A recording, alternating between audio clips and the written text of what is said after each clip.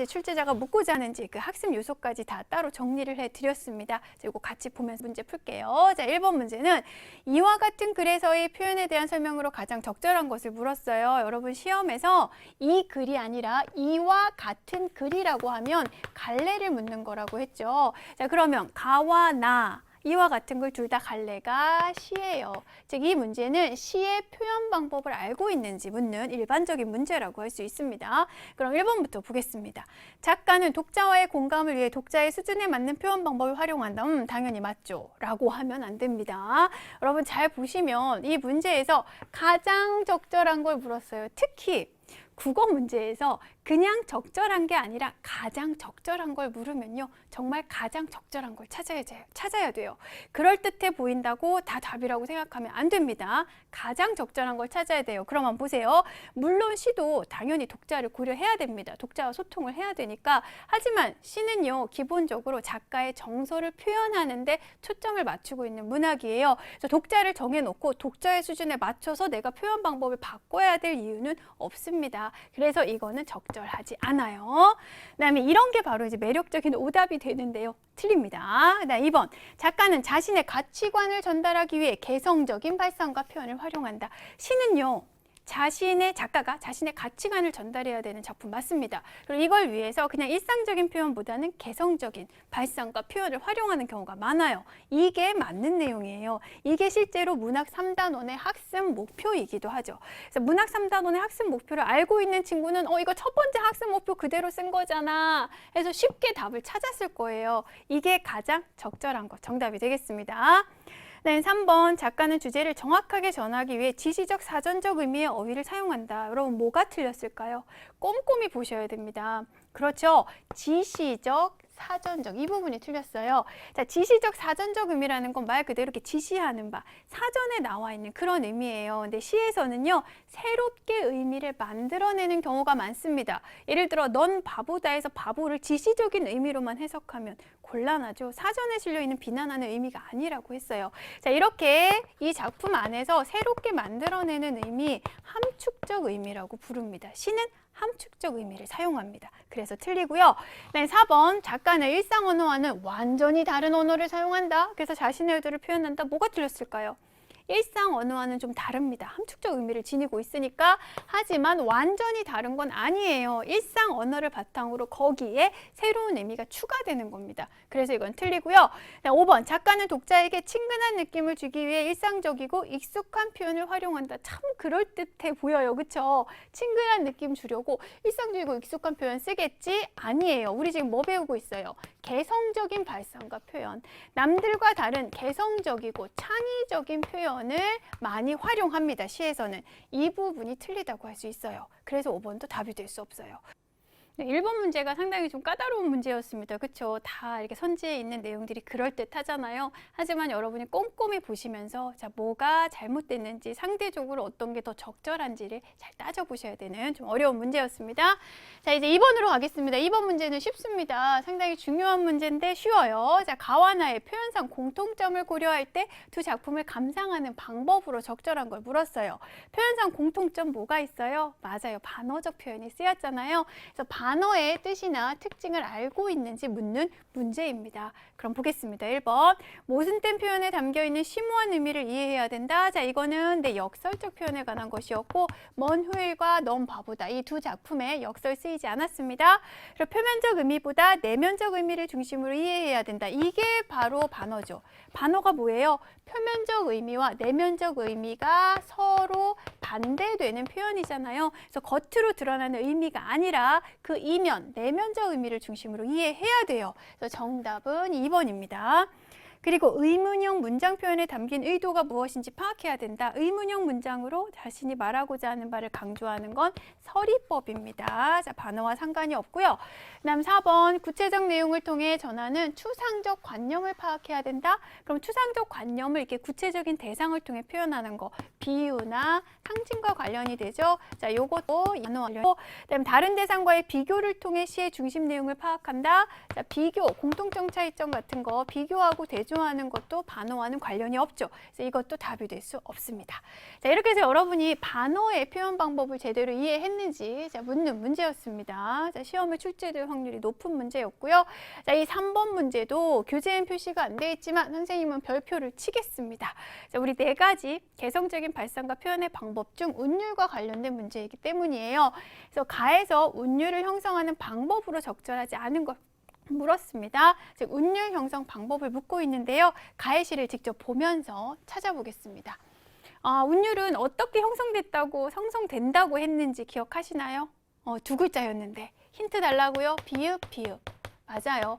반복을 통해서 형성이 된다고 했습니다. 그럼 무엇이 반복되는지를 찾아봐야겠죠. 쭉 읽으면서 우리 반복되는 걸 찾아봅시다. 먼 훗날 당신이 찾으시면 그때 내 말이 잊었노라. 당신이 속으로 나무라면 무척 그리다가 잊었노라. 그래도 당신이 나무라면 믿기지 않아서 잊었노라. 오늘도 어제도 아니 있고 먼 훗날 그때 잊었노라. 자, 각각의 행이 몇 토막씩? 네, 3토막씩 반복해서 끈을 읽힙니다. 네, 사문보의 율격이 느껴지죠. 3토막씩 반복해서 이제 나타남으로써 사문보의 율격이 생기는 거고요.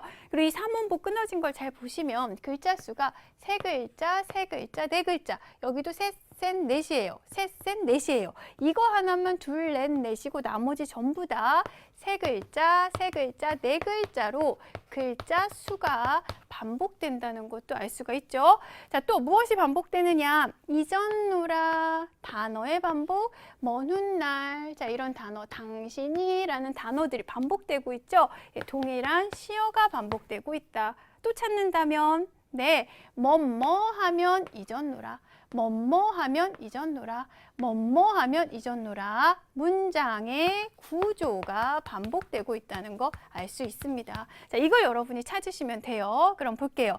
동일한 시어를 반복하고 있다. 동일한 시어 맞죠? 네, 유사한 문장 구조 반복하고 있습니다. 그다음 3번째, 각 행에서 동일한 음보, 사문보 반복하고 있지요. 네, 각 행에서 글자의 수를 일정하게 3, 3, 4로 반복하고 있습니다. 네, 5번, 각 행의 첫 부분에 동일한 소리를 반복하고 있다. 그럼 각 행의 첫 부분을 볼게요. 글자가 다 똑같습니까? 먼, 그, 당, 무, 그, 및, 오, 먼 이렇게 돼 있죠. 글자가 다 똑같지 않습니다. 자, 그래서 5번이 틀린 내용 정답이 되겠습니다. 이렇게 여러분이 이제 실제로 반복되는 요소를 찾아보는 연습을 좀 하시면 이런 문제는 풀 수 있을 거예요. 자, 이제 4번으로 갑니다. 자, 4번은 비교적 쉬운 문제입니다. 먼 후일에서요, 화자가 말하고 있는 바. 즉, 이 화자의 정서, 이 시에 나타난 화자의 정서를 묻고 있는 문제죠. 말은 잊었노라라고 하지만 실제로는 잊을 수 없는 그 간절한 그리움을 이야기하고 있어요. 자, 그걸 찾으면 되겠는데요. 뭐 희생 헌신하는 거 없었고, 막 당신을 원망하거나 미워하는 내용은 없었지요. 이별의 이제 상황에서 당신을 잊지 못하는 마음을 표현하고 있었고, 추억에 대한 언급 없었습니다. 그리고 당신에 대한 간절한 그리움, 4번이 정답이죠. 잊지 못하고 있는 마음이에요. 당신을 잊으려는 끝없는 노력이 이거 아니라는 거죠. 잊기 위해서 끝없이 노력한다는 게 아니라 도저히 잊을 수 없는 그 그리움을 이야기하고 있었습니다. 5번으로 갈게요. 나로 보아 너가 추구하는 삶의 모습으로 보기 어려운 것은 이라고 했습니다. 자, 나는요, 먼 후일이 아니라 넌 바보다. 이 작품이죠. 그쵸? 자, 그럼 넌 바보다라는 작품 속에서 너가 추구하는 삶의 모습이 뭐냐? 자, 이건 이 작품의 내용을 제대로 이해했는지 묻는 문제예요. 1년에 나와 있죠? 자, 그럼 1년을 보면서 찾아볼게요. 위생적이고 건강하게 사는 삶이다? 아니요, 뭐 건강이나 위생 깨끗하게 살아야 돼 이런 내용은 없었어요. 그래서 정답은 1번이고요. 누구에게나 정을 베풀 줄 아는 삶 어느 부분에 나와 있었냐면 이런 부분. 연탄장수 아저씨한테 인사한다거나 아니면 호랑이 선생님 다 무서워서 정근 간다고 다른 아이들은 눈물 한 방울 안 흘리는데 얘는 눈물을 찔끔거립니다. 정이 많은 아이죠. 그리고 규칙을 지키면서 질서를 유지한다? 어느 부분에 있었어요? 씹던 껌, 이 사소한 쓰레기 하나도 종이에 싸가지고 쓰레기통으로 달려가서 버렸습니다. 그렇죠?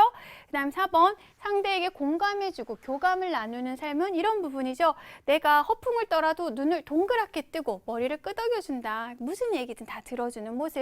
사소한 것에 애정과 관심을 가지는 건 민들레를 아주 소중하게 이렇게 여기는 그 태도에서 알 수가 있었죠. 자, 이렇게 우리 시의 내용을 근거로 너가 추구하는 삶의 모습을 파악하면 되겠습니다. 자, 내용을 이해했는지 묻는 문제였고요. 자, 그 다음에 6번으로 가겠습니다. 기억의 의미를 다음과 같이 구분하여 조건의 서술하고 했습니다. 기억은 먼 훗날 그때 잊었노라 라는 이 부분이었죠. 자, 그러면 잘 보세요. 밑에 보니 표면적 의미와 이면적 의미를 나눠서 쓰래요. 그럼 표면적 의미와 이면적 의미가 있다? 맞아요. 이 표면적, 이면적 의미가 이 구절은 일치하지 않죠. 겉으로는 잊었다 하지만 실제로는 잊지 못하는 거니까, 즉 반어적 표현이 쓰인 구절이 있으면 그것의 의미를 제대로 파악할 수 있는지 묻는 문제라고 할 수 있습니다. 자, 그럼 표면적으로는 무슨 뜻? 먼 훗날 가면 잊겠다는 뜻이에요. 즉 먼 훗날이 되면 그대를 잊을 것이다. 하지만 그 이면에 깔린 의미는 오늘도 어제도 아니 있겠다 했잖아요. 그리고 무척 그리워한다라고 했잖아요. 그러니까 당신을 만나는 그날 있겠다는 얘기는 그때가 돼도 그대를 잊을 수 없다라는 의미로 봐야 되겠죠. 이렇게 한 문장으로 써주시면 되겠습니다. 자, 이렇게 해서 우리 6번 문제까지 풀었습니다. 노래 한 곡 듣고 그 전통 문화를 알게 되죠. 이 글은 특정 주제에 대해 개의 특징을 이제 전반적으로 묻는 문제예요. 하나하나 볼게요. 특정 주제에 대해 객관적이고 전문적인 정보를 전달하고 있다. 여러분, 이 글은 갈래가보다 수필입니다. 이 점을 좀 염두해 두시고요. 그럼 객관적이고 전문적인 정보를 전달하는 게 아니라 자신의 경험을 바탕으로 얻은 깨달음, 주관적인 생각을 전달하는 글이라는 거 알 수 있죠? 그 다음에 글쓴이의 사실적 경험과 그에 따른 깨달음을 담담하게 서술하는 거. 선생님이 이 단원 가르칠 때 아주 강조했던 내용이에요. 2번이 정답. 다음 현실 상황을 바탕으로 상상 속의 사건을 다룬다. 상상이 아니라 실제 있었던 일이고요. 그 다음 시대적 상황에 대한 글쓴이의 비판을 바탕으로 해결책을 제안하고 있다. 이 문제에서는 이게 매력적인 오답입니다. 여러분, 이걸 보면 글쓴이 비판하고 있잖아요. 말 많이 하는 거. 그러면서 해결책도 제안했잖아요. 침묵을 좀 해야 된다고. 이렇게 생각하고 이걸 맞다고 생각하는 친구가 있을 수 있어요. 근데 어느 부분이 틀렸을까요? 이 매력적인 오답을 구분해내기 위해서는요, 선지를 꼼꼼히 보는 수밖에 없습니다. 방법이. 이 부분이 틀렸어요. 이 작품에 반영된 어떤 시대적 상황이 구체적으로 나타나 있지 않습니다. 그래서 그런 것에 대한 비판도 나와 있지 않아요. 그래서 이것도 틀린 내용이 되는 거고요. 하나의 쟁점에 대해 대립된 입장을 제시했다. 쟁점이 될 만한 사안도 없고 대립된 입장도 나타나 있지 않습니다. 그래서 틀린 내용이 됩니다. 8번으로 갈게요. 이 글을 통해 말하고자 하는 바를 가장 잘 나타낸 것을 물었습니다. 이 글을 통해 말하고자 하는 바, 이거 두 글자로 뭐라고 한다? 작품의 주제라고 하죠. 자, 이 작품의 주제는 뭐예요? 말보다 때로는 침묵이 더 가치가 있을 수 있다는 겁니다. 자, 그 부분이 핵심인데요. 한번 해당되는 걸 찾아보죠. 말 속에 뼈가 있다. 이건 무슨 뜻이에요? 야, 너 말 속에 뼈가 있는데 말 속에 겉에 드러나지 아니한 뭔가 숨은 뜻이 있다는 뜻이죠. 침묵하고는 관련이 없고, 말이 은이라면 침묵은 금이다. 바로 이거네요. 자, 말보다 침묵이 더 큰 가치가 있다는 뜻이니까 이게 이 작품에서 말하려는 바입니다. 그래서 나의 모국어를 침묵이라고 했죠. 침묵을 통해서 상대를 더 잘 느낄 수 있다고 했습니다. 네, 말 한마디에 천냥빚도 갚는다는 건 무슨 뜻? 말만 잘하면 어떤 어려운 일, 불가능한 일도 해결할 수 있다는 얘기고요. 그다음에 입은 삐뚤어져도 말은 바로 해라. 이건 무슨 뜻? 아무리 상황이 안 좋아도 진실은 바로 밝히란 얘기. 낱말은 새가 듣고 반말은 쥐가 듣습니다. 즉 아무도 안 듣는 데서라도 말 조심하라는 그런 내용이죠. 침묵과는 상관이 없습니다. 9번으로 갈게요. 이 글에 나에 대한 설명으로 적절하지 않은 것은 여러분 수필에서 많이 나오는 문제 유형입니다. 즉 이 글에 나에 대한 이해를 묻고 있는데요. 이 나가 수필의 경우에는 곧 글쓴이입니다. 수필은 글쓴이가 자신이 직접 체험한 걸 바탕으로 자신의 생각이나 느낌을 솔직하게 쓰기 때문에 이 글쓴이의 개성이 잘 드러나요. 그래서 어떤 개성을 지니고 있고 어떤 인물인가를 이제 찾는 문제가 좀 많이 출제가 됩니다. 그 염두에 두고 봐주세요. 맞추세요. 자, 그럼 글쓴이에 대한 설명 찾아볼게요. 이 작품에 나오는 나는 다른 문화의 가치를 인정하고 있습니다. 인디언 문화의 가치, 침묵의 가치 인정하고 있었고요. 질문을 통해 궁금증을 해소하려 한다. 어때요? 자, 질문을 통해서 항상 궁금증을 해소하려 해서 이제 너무 질문을 많이 한다라는 이제 그런 평을 받게 되죠. 맞습니다.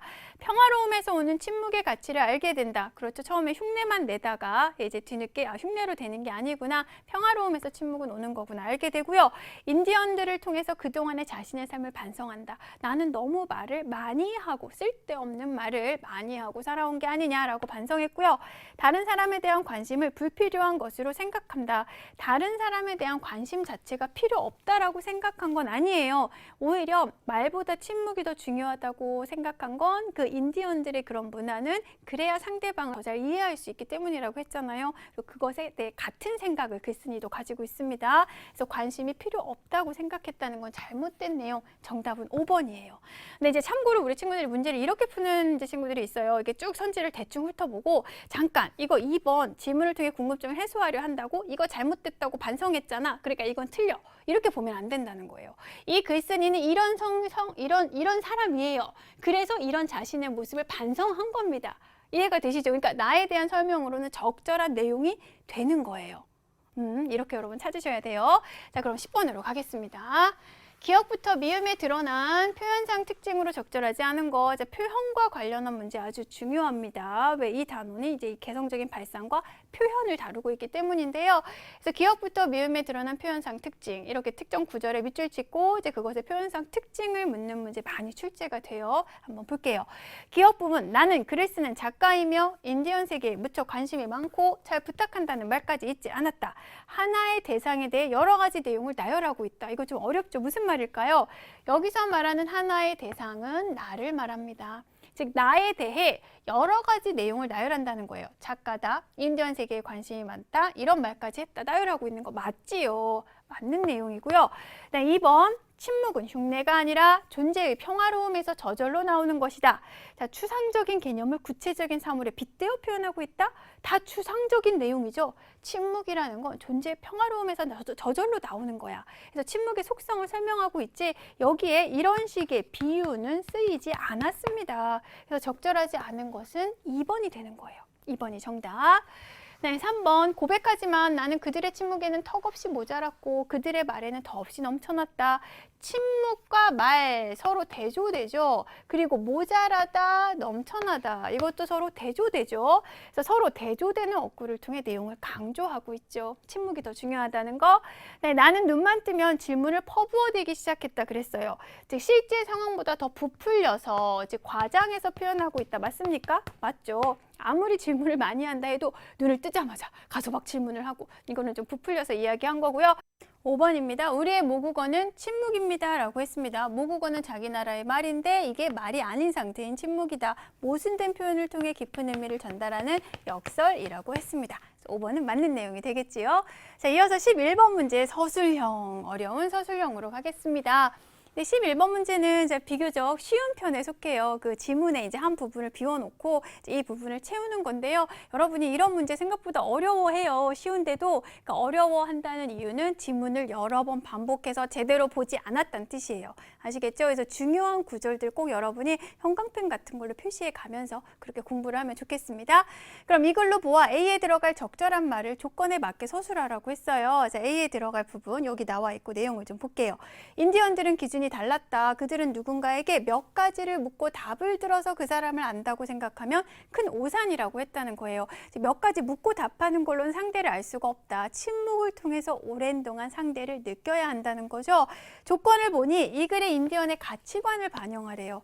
이들의 가치관 말 몇 마디보다 오랜 기간 침묵을 통해 상대를 느끼는 게 중요하다는 거. 즉 오랫동안 겪어봐야 상대를 안다는 이런 내용이 들어가야겠죠. 그래서 대상을 깊이 이해하려면 묵묵히 오래 만나봐야 한다는 것이었다. 이렇게 써주시면 되겠습니다. 이렇게 해서 우리 두 번째 지문에 관한 문제까지 풀어봤는데요. 자, 그럼 선생님이 오늘의 학습 Q&A 지문부터 확인할게요. 한 양반에서 자, 이렇게 내용들이 이제 나와 있어요. 뜻과 특징을 알고 있는지 묻는 문제입니다. 자, 그러면 이 다음 표를 보겠습니다. 이 다음 칸을 보니까 작가가 자신이 말하고자 하는 말을 직접 드러내지 않고 어떻게 표현했다. 그리고 대상에 대한 어떤 의도가 담겨 있다. 해서 빈칸에 들어갈 말을 쓰라는 건데요. 중요한 거 풍자는 말하려는 말을 직접 드러내지 않는다는 거. 그럼 어떻게 드러내요? 맞아요. 간접적으로 돌려서 말하는 걸 우회적이라고 이야기합니다. 그렇죠? 간접적으로 우회적으로 돌려 이야기합니다. 양반, 매매, 증서, 양반의 이야기를 통해서. 그리고 대상에 대한 어떤 의도가 담겨 있다. 긍정적 태도가 아니라 부정적 태도였죠. 그래서 대상을 비판하는 비판의 의도가 담겨 있다. 자, 이걸 찾으시면 돼요. 객관적, 반어적 아니고 우회적, 돌려 말한다는 거죠. 상대적, 역설적 아니고 니은에는 예찬이 아닙니다. 예찬은 상대를 이렇게 칭송하는 거예요. 훌륭하다고. 반대로 비판하고 있으니까 정답은 3번이 되겠습니다. 다음 13번 갈게요. 다음은 역사서적의 차례이다. 자, 이 글의 내용과 가장 관련이 깊은 단원으로 적절한 것은 역사서적이에요. 자, 이거 선생님이 중요하다고 강조했던 바로 그거. 이 작품에 반영된 역사적 상황, 즉 시대 상황을 알고 있는지 묻는 문제입니다. 그럼 이 작품에 어떤 시대 상황이 반영이 되어 있었어요? 맞아요. 조선 후기에 신분제가 동요되고 있다. 신분 매매를 통해서 드러내고 있었죠. 그 부분을 찾으시면 됩니다. 조선 후기 사회 맞고요. 상공업에 대한 내용 없었어요. 뭐 대규모 농업으로 생산량이 늘었다는 얘기도 없고 과학기술 얘기 없었고요. 그다음에 족보도 사는 세상, 신분제 흔들려. 족보, 가문, 어떤 신분을 사는 세상이란 얘기죠. 신분 매매를 통해 신분제가 흔들린다. D가 정답입니다. 네, 5번 양반가의 실학바람 서서히 불어와. 혹시 이제 똑똑한 척하는 우리 친구 박지원 실학자다. 그러니까 실학 들어간 거 맞다. 이렇게 보시면 안 돼요. 이 문제에서는 이 글의 내용과 가장 관련이 깊은 단원을 고르라 그랬지 이 글의 작가가 아닙니다. 무슨 말인지 아시겠죠? 그래서 이제 실학, 양반들이 실학바람이 불었다는 내용 없고요. 오히려 관념적인 학문을 이제 추구한다고 했었어요. 그래서 정답은 4번이고 이제 14번 갑니다. 말을 통해 알 수 있는 내용으로 적절하지 않은 걸 물었습니다. 자, 1번부터 순서대로 갈게요. 양반이 신분으로 인하여 특혜를 받고 있다. 자, 어느 부분에 나와 있냐면 문과의 홍패는 돈자루다라는 부분을 보면 자, 홍패를 돈자루에 빗대어 표현을 했죠. 이제 과거 딱 급제해서 홍패만 가지고 있으면 이게 그대로 이제 어떤 부를 축적할 수 있는 수단이 된다라고 이야기를 하고 있습니다. 그래서 양반 신분을 통해 특혜 받고 있다는 거 알 수 있죠. 그래서 기본적으로 내용을 제대로 이해하고 있는지 묻는 문제라서 선생님이 해당 내용을 찾아 드리는 거예요. 네, 2번 양반은 호의호식하는 삶을 부끄럽게 여긴다. 호의호식, 좋은 옷을 입고 좋은 걸 먹는다는 얘기인데요. 자, 이런 삶을 스스로 부끄러워하는 모습은 없었어요. 그래서 정답은 2번이고요. 네, 3번 양반은 실생활에서 비생산적인 모습을 지닌다. 어느 부분? 언제나 종들이 다 이제 시중을 들어준다는 얘기죠. 그래서 가만히 앉아서 설렁줄만 당기면 되니까 뱃살이 젖인다 그랬습니다. 비생산적인 모습에 해당한다 할 수 있겠죠. 그 다음에 양반은 평민에 대한 횡포를 당연한 것으로 받아들인다. 자, 횡포를 당연한 것으로 받아들인다고 했습니다. 이제 강제로 이웃의 소를 막 끌어다 쓰고 그쵸? 그리고 이제 내가 내 맘대로 한들 누가 감히 나한테 대들겠냐. 평민에 대한 횡포를 당연하게 생각하고 있었고요.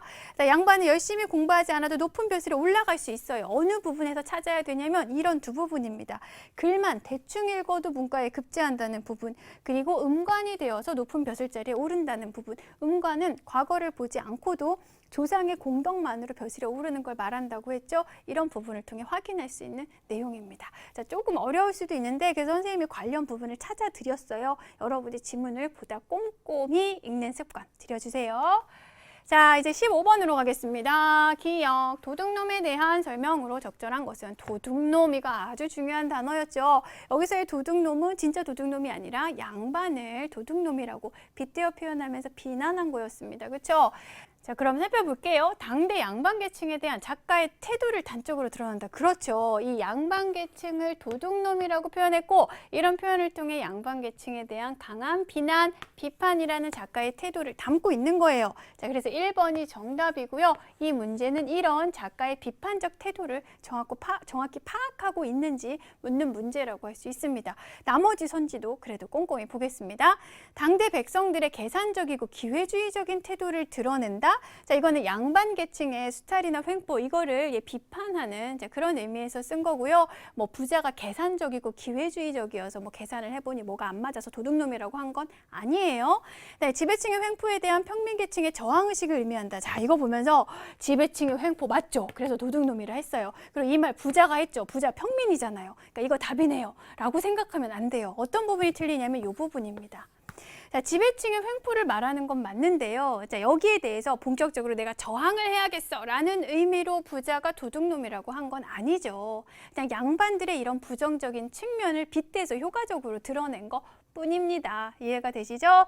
자, 그래서 3번도 안 되고요. 자, 4번으로 갈게요. 당시 부유층의 위선적 태도에 대한 직접적인 비난을 담고 있다. 당시 부유층, 자, 여기서의 도둑놈은 양반을 말하는 거예요. 부유층이라고 하면 평민도 부유층이잖아요. 그렇죠? 이렇게 설명하면은 답이 될 수 없고, 당시 사회적 질서에 얽매이지 않은 새로운 계층의 등장을 암시한다. 자, 도둑놈이라는 새로운 계층이 등장한다? 그런 거 아닙니다. 그렇죠? 자, 이것도 맞지 않아요. 그냥 현재 양반의 부정적인 모습, 그런 양반이 되지 않았으면 하는 바람을 담아서 비판하고 있는 거라고 보시면 되겠습니다. 16번으로 갈게요. 라를 통해서 작가가 말하고자 하는 바 무엇인지 조건에 맞게 서라고 했습니다. 작가가 말하고자 하는 바, 이 작품의 주제, 즉 작가의 창작 의도를 파악할 수 있는지 묻는 문제예요. 자, 그럼 라 부분을 볼게요. 라에서요. 선생님 이제 1부분을 갖고 왔습니다. 더워도 버선 벗지 말고, 맨상투로 밥상에 앉지 말고, 뭐 하지 말라는 게 되게 많죠. 뭐 막걸리 들이켜면 수염 빨지 말고, 담배 필 때도 불이 움푹 패도록 빨지 말아야 한다. 자, 이 많은 내용들은 전부 다 작가의 어떤 창작 의도를 담고 있을까요? 자, 이건 전부 다 겉모습, 겉으로 드러나는 허례, 허식만 중시하는 거죠. 자, 이게 잘못됐다고 비판, 풍자하는 겁니다. 이 내용을 써주시면 돼요. 자, 그러면 답 확인해 볼게요. 채통을 앞세우며 허례허식만 추구하는 양반의 모습을 풍자하는 겁니다. 풍자 들어가야 되고요. 이 채통이나 허례허식 이런 단어들이 들어가야 됩니다. 뭐 거칠해, 그쵸? 자, 그런 단어들 집어넣어서 여러분이 작성해 주시면 되겠습니다. 자, 이제 17번 마지막 문제인데요. 자, 이제 이 문제는 양반정과 상관없이 이제 별도로 이제 마련된 문제입니다. 그래서 이 17번 문제에는 새로운 시가 한 편 나와요. 그래서 보기는 다음 시에서 드러나는 운율에 대한 설명이다. 빈칸에 들어갈 적절한 말을 조건에 맞게 쓰시오라고 했습니다. 즉, 새로운 시를 보면서 이 운율을 만들어내는 방법, 운율 형성 방법을 파악할 수 있는지 묻는 문제입니다. 조금 까다로운 문제가 될 거예요. 왜냐? 여러분이 교과서에서 배우지 않았는데 이런 문제 낼 수 있습니다. 운율을 제대로 여러분이 이해했는지 평가하기 위해서 좀 어려운 문제가 되겠죠? 같이 한번 작품 볼게요. 자, 운율 형성 방법을 중심으로 볼게요. 앞에서 먼 후에 공부할 때도 선생님이 반복되는 거 찾았었잖아요. 그렇게 같이 읽으면서 뭐가 반복되는지 찾아보시면 됩니다. 돌담에 속삭이는 햇발같이, 풀 아래 웃음 짓는 샘물같이, 내 마음 고요히 고운 봄길 위에 오늘 하루 하늘을 우러르고 싶다. 이게 딱딱 끊어지진 않지만 대략 새토막씩 끊어진다는 거 느껴지나요? 이연도 마찬가지예요. 새학시 볼에 떠오는 부끄럼같이, 혹은 뭐 이렇게 끊어도 돼요. 새학시 볼에 떠오는 부끄럼같이, 어느 쪽이든 대략 새토막이 됩니다. 시의 가슴 살포시 젖는 물결같이, 보드레한 에메랄드 얇게 흐르는 실비단 하늘을 바라보고 싶다. 그 먼후일처럼 글자 수까지 딱딱 맞으면서 새토막은 아니에요. 하지만 대체로 사문보의 율격을 지니고 있다는 거 확인할 수가 있습니다. 자, 그리고 또 반복되는 걸 찾아보면요. 여러분이 1년과 2년을 잘 보시면 뭔가 공통점이 보이죠. 네, 찾으십시오. 뭐뭐 같이 뭐뭐 같이 뭐뭐 하고 싶다. 뭐뭐 같이 뭐뭐 같이 뭐뭐 하고 싶다. 맞아요. 두 번째, 동일한 문장 구조가 반복되고 있다는 거 알 수 있어요. 이것도 운율을 만들어내는 요소가 됩니다. 그다음에 한 가지를 이제 더 찾아야 되는데 여러분 우리 문제를 보시면 이 두 가지는 제시가 되어 있고요. 또 한 가지를 찾는 문제인데요. 상당히 어려운 문제입니다. 여러분이 이제 이 시를 배웠다면은 풀 수 있는데 배우지 않았다면 대부분이 못 풀었을 거예요. 그러니까 이 문제 틀렸다고 절대로 자책하지 마세요. 아시겠죠? 선생님이 지금 알려드리겠습니다. 세 번째는 뭐냐면요. 여러분 이 시에서 많이 쓰이는 음운을 찾을 수 있겠나요?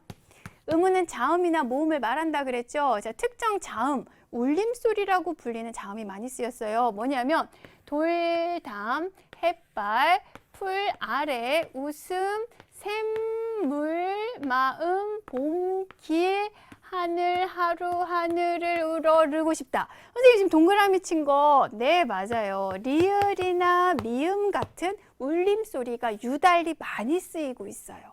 이거를 찾으셔야 되는데 상당히 어려웠겠죠? 그래서 이제 여러분이 틀렸어도 괜찮아요. 지금 보면서 이런 식으로 특정 음운을 반복해서도 맞아, 운율이 만들어진다고 했지. 그래서 여기는 특별히 리을, 미음이 많이 쓰였어. 예를 들어서 뭐 돌담이란 단어라든지 이행의 샘물이라는 단어라든지 아니면 뭐 삼행의 봄길이라는 단어라든지 그래서 이런 것들 통해서 맞아, 음운 반복되는 거 확인할 수 있구나. 이 정도만 정리해 주시면 됩니다.